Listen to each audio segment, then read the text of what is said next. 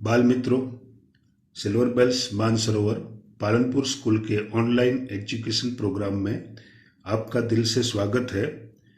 अब part 2 standard 8 subject Hindi chapter का नाम था चैप्टर नंबर 2 ईदगाह और पार्ट 2 पेज नंबर 12 देखते हैं। 11 बजे सारे गांव में हलचल मच गई। मेले वाले लौट आए। मोहसिन की छोटी बहन ने दौड़कर भिश्ती उसके हाथ से छीन लिया और मारे खुशी के उछली तो मियाँ भिश्ती नीचे आ रहे और सुरलोक सिधा रहे। सुरलोक सिधारना मतलब मर जाना, स्वर्ग में जाना, मर जाना। यानी ये जो भिश्ती था वो तो मर गए।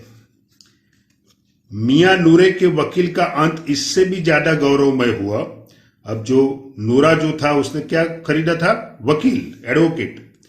वकील जमीन पर या ताक पर बैठ नहीं सकते, उनकी मर्यादा का विचार तो करना ही होगा। दीवार में 2 खूंटियां गाड़ी गई, उन पर लकड़ी का एक पटरा रखा गया, पटरे पर कागज का एक कालीन बिछाया गया। वकील साहब राजा भोज की भांति सिंहासन पर बिराजे, यानी उनको स्थान दिया गया दीवार पर। नूरे ने उन्हें पंखा झेलना शुरू किया। मतलब अभी जो फैन है, टेबल फैन या सीलिंग फैन है, ऐसा तो नहीं था, वो हाथ फैन था। बराबर, हाथ में जो पंखा पकड़ना होता है और उससे हवा देते हैं। तो अदालतों में खस की टट्टियां और बिजली के पंखे होते हैं, क्या यहां मामूली पंखा भी न हो? बांस का पंखा आया, मतलब उसको हाथ से पंखा हिलाना है तभी हवा आएगी। और नूरे हवा करने लगा। किसको? वकील को। मालूम नहीं पंखे की हवा से या पंखे की चोट से। अब ये पता नहीं कि पंखे की हवा से या पंखे की चोट से। वकील साहब स्वर्गलोक से मृत्युलोक में आ रहे, यानी उनको तो सिंहासन दिया था राजा भोज का, वो स्वर्गलोक से मृत्युलोक में मतलब नीचे गिर गए और उनका माटी का चोला माटी में मिल गया। माटी का चोला माटी में मिल गया मतलब मृत्यु हो जाना, मर जाना। फिर बड़े जोर शोर से मातम हुआ और वकील साहब की अस्थियां धूरे पर डाल दी गई। धूरा मतलब जो कूड़े करकट का स्थान होता है उसको धूरा बोलते हैं। यहां शुरू करने से पहले ये चित्र देख लो।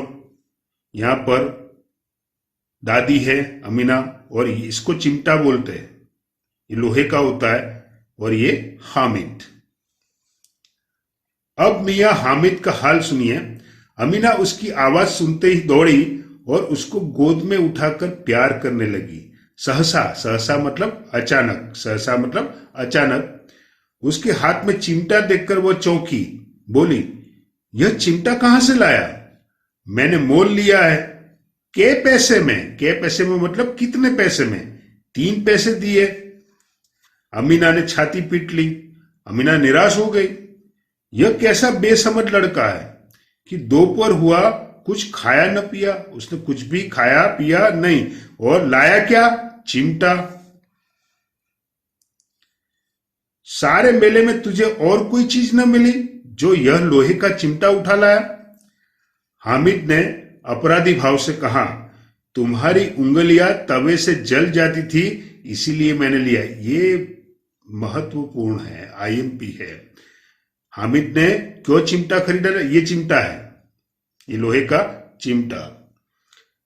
तुम्हारी उंगलियां तवे से जल जाती थी इसलिए मैंने चिमटा खरीदा। बुढ़िया का क्रोध तुरंत स्नेह में बदल गया। स्नेह मतलब प्रेम। बच्चे में कितना त्याग, कितना सद्भाव और कितना विवेक है।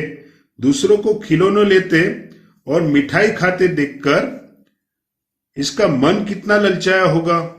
इतना जब्त, जब्त का मतलब होता है संयम।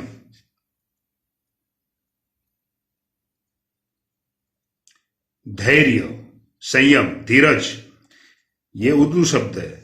इतना जब्त इससे हुआ कैसे? अमीना का मन गदगद हो गया, वह रोने लगी। दामन फैलाकर हामिद को दुआएं देती थी। दुआएं देना मतलब आशीर्वाद देना। और उसकी आंखों से आंसू की बड़ी बड़ी बूंदें गिरती जाती थी। मतलब वो ये जो आंसू जो थे वो खुशी के आंसू थे। इंसान दुख में भी रोता है और ज्यादा प्रसन्न होता है, ज्यादा खुश होता है, तब भी उसकी आंखों से आंसू गिरते हैं। यानी प्रसन्नता क्यों थी? मतलब ये जो हामिद था, ना तो उसने कोई खिलौना खरीदा, ना तो उसने कोई मिठाइयाँ खाई, ना तो वो चरखी पर बैठा, तो मेले में उसने कोई भी आनंद प्रमोद नहीं किया। लेकिन दादी के लिए, दादी की उंगलियां तवे से जल जाती थी, इसलिए उसने ये लोहे का चिमटा खरीदा। पेज नंबर 13 पर शब्दार्थ दिए, देखते हैं।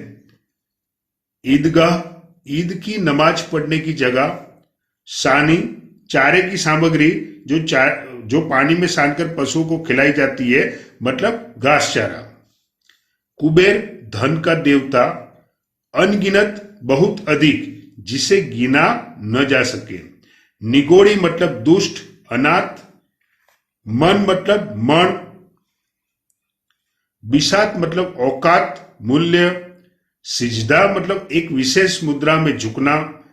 ये मुसलमान लोग जब नमाज पढ़ते हैं तो सिजदा करते हैं।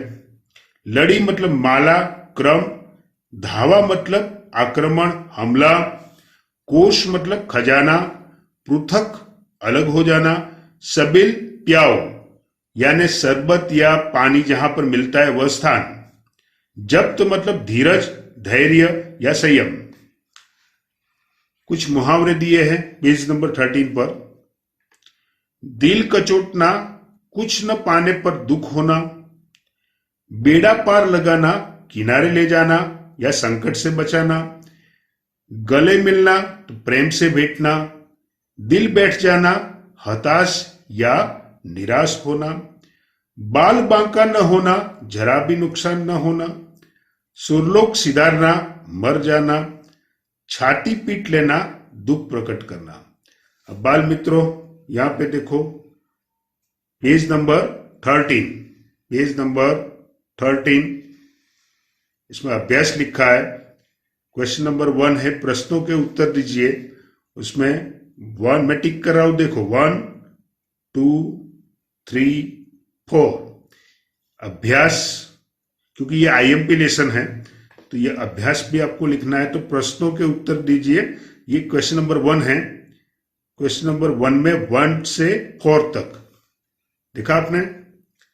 फिर सेकंड नंबर का क्वेश्चन है, इस कहानी का शीर्षक ईदगाह ही क्यों रखा गया? इसके अलावा आप कौन सा शीर्षक देना चाहेंगे, क्यों? तो क्वेश्चन नंबर 2 आपको लिखना है। लेकिन समझो,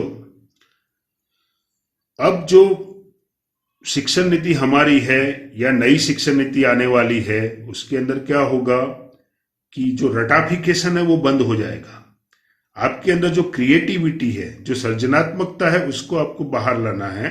तो ईदगाह शीर्षक लेखक ने दिया है, अब आपको लेखक बनना है और सोचना है कि ये ईदगाह टाइटल की जगह और कोई शीर्षक हो सकता है या नहीं हो सकता है। ऐसा सोचकर आपको लिखना है कि और ये शीर्षक हो सकता है और क्यों, वाई, तो उसके बारे में आपको लिखना है। लेकिन ये आपको सेल्फ लिखना है, सोच समझ कर लिखना है। पेज नंबर 13,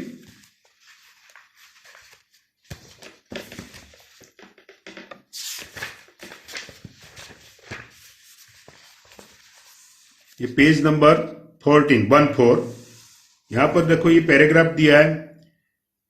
लेकिन ये पैराग्राफ आपको याद हो तो मैंने क्रिएटिव राइटिंग सेक्शन में जो गद्य समीक्षा था, यानी गद्यार्थ ग्रहण, आपको याद हो तो उसके अंदर दिया है। ये आपको ऐसे सेक्शन में लिखना है। तो क्वेश्चन नंबर 3 आपको लिखना नहीं है और क्वेश्चन 4 5 कुछ भी लिखना नहीं है। डायरेक्ट स्वाध्याय, उसमें स्वाध्याय में क्वेश्चन नंबर 1 प्रश्नों के उत्तर लिखिए। उसमें 1 2 और 3 देख सकते हो आप। क्वेश्चन नंबर 1 में 1 2 3। पेज नंबर कौन सा है?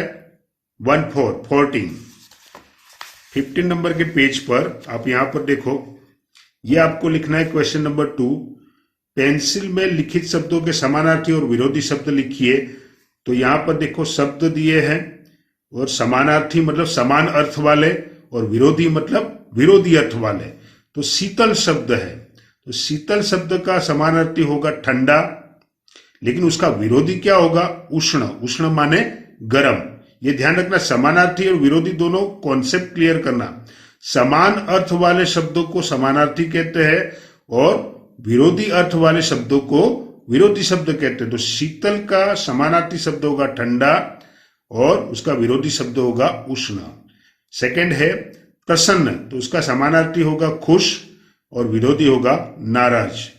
नेक्स्ट गरीब, तो क्या होगा? दीन। लेकिन दीन आपको दीर्घ ही लिखना है, ऋस्व ही नहीं करना है, नहीं तो मतलब अलग हो जाएगा।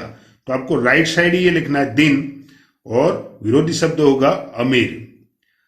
नेक्स्ट है अंधकार, तो उसका समानार्थी शब्द होगा अंधेरा और अपोजिट वर्ड क्या होगा? प्रकाश। नेक्स्ट है स्नेह, उसका समानार्थी शब्द होगा प्रेम और विरोधी शब्द अपोजिट वर्ड होगा द्रोणा। नेक्स्ट पुरानी, तो उसका समानार्थी शब्द है प्राचीन और विरोधी शब्द होगा नई। क्वेश्चन नंबर 2 आपको लिखना है। क्वेश्चन नंबर 3, मुहावरे का अर्थ देकर वाक्य में प्रयोग कीजिए। अर्थ मैं आपको बता रहा हूं और वाक्य आपको स्वयं बनाना है, सोच समझकर बनाना है। जैसे बेड़ा पार लगाना, तो संकट से बचना। आई रिपीट, बेड़ा पार लगाना, संकट से बचाना। बाल बांका न होना, जरा भी नुकसान न होना।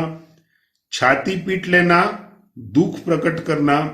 दिल चिरना, बहुत दुख पहुंचाना। और जब आप वाक्य प्रयोग करो तो मुहावरे का वाक्य प्रयोग करना है, अर्थ का नहीं करना है। ध्यान रहेगा। तो मुहावरे का वाक्य प्रयोग करना है बच्चों, अर्थ का वाक्य प्रयोग नहीं करना है। और क्वेश्चन नंबर 4 जो है वो आपको नहीं लिखना है, क्योंकि ये क्रिएटिव राइटिंग सेक्शन में आ गया। ये मैंने आपको स्टोरी लिखने के लिए दी थी, बाकी आपको कुछ भी लिखना नहीं है। तो इतना होमवर्क है। और ये ईदगाह लेसन सेमेस्टर 1 में प्रथम सत्र में आईएमपी लेसन है, बराबर। आप ध्यान से पढ़ना, और कुछ क्वेरी हो तो मेरा कांटेक्ट कर सकते हो। मैं आशा रखता हूँ, विश्वास रखता हूँ कि आपकी समझ में सब कुछ आया होगा। और ईदगाह लेसन को आपको कैसे याद रखना है? स्टोरी की तरह याद रखोगे तभी आपको याद रहेगा। तो मीठे बच्चों, थैंक यू, आभार, धन्यवाद।